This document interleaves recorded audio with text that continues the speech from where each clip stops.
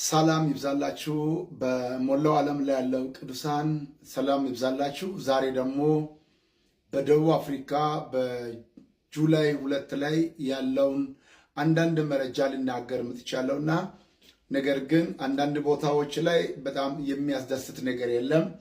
ወገኖቻችን በአንዳንድ ቦታ እጅግ ተጎድተዋል፣ እየተጎዱ ነው። አንዳንድ ቦታ ላይ ተዘርፏል። እንደሚታዩት ዝርፊያ ተካሂዷል። በጣም ብዙዎች ተጎድተዋል፣ ሾፓቸውን ተዘርፏል። በአንዳንድ ቦታዎች ደግሞ በጣም የሚያሳዝን ሾፕ አሁን ከዘግተውት ነበረና 30 ላይ አሁን ተመልሰው ትላንት ለመክፈት ሲሄዱ አይፈቀድላችሁ ወደ ሀገራችሁ ግቡ ብሎ ጥቁሮች የሀገሩ ዜጋ ቢዝነሱን የወሰዱ ልጆች አሉ። ከልክሉ አሁን በክርክር ውስጥ ያሉት አሉና እነዚህ ሰዎች እንግዲህ ለ10 ዓመት ከዛም በላይ በዛ ሾፕ ላይ ሰርተዋል።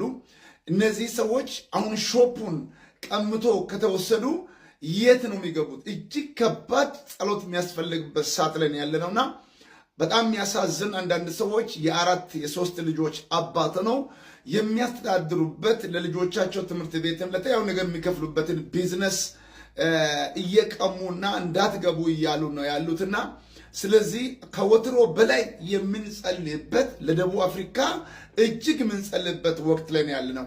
በሌላም በኩል በጣም ትልቅ ሰልፍ እያስነሱ አሁንም አናቋርጥም፣ ስደተኛው ከሀገር እስከሚወጣ ድረስ መንግስት ምንም ቢደግፍ ፖሊስ ምንም ቢያደርግ አንቆምም እያሉ በጣም እየፎከሩ ስለሆነ ምናልባት እግዚአብሔር አምላክ በእነሱ መካከልም ተአምራትን ማድረግ ይችላል፣ ቋንቋን መቀየር ይችላል፣ ማደባለቅ ይችላልና እግዚአብሔር አዋጅን በአዋጅ አሁንም እንዲሽር ይህንን ቁጣ እንዲያበርድ የተጎዱ ብዙ ወንድሞች ስላሉ እግዚአብሔር ለነዛ ሰዎች ደግሞ በእውነት እግዚአብሔር የካሳ አምላክ ስለሆነ እንዲክስላቸው እግዚአብሔር መውጫ በር እንደውላቸው አብረን እንጸልይ። አሁንም የምንጸልይበት ጊዜ ነው።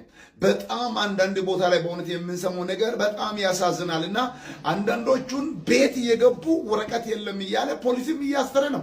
ወረቀት የሌላቸው ሰዎች በጣም አንዶክመንትድ የሆኑ ሰዎች ላይ ደግሞ እየሰሩ ነው። ፖሊስ ደግሞ ያለው በጣም ጭንቅ ውስጥ ነው። ብዙ ሰዎች ያሉት መኖሪያ ቤት ድረስ ገብተው እየያዙ ነው። ፖሊስም እያፈሰ ነው። ስለዚህ ለኢትዮጵያውያንና ለኤርትራውያን ፕሊዝ ጸልዩ፣ አብረን እንጸልይ። እግዚአብሔር ደግሞ ለምስጋና ለሙሉ ምስጋና ያቆማል።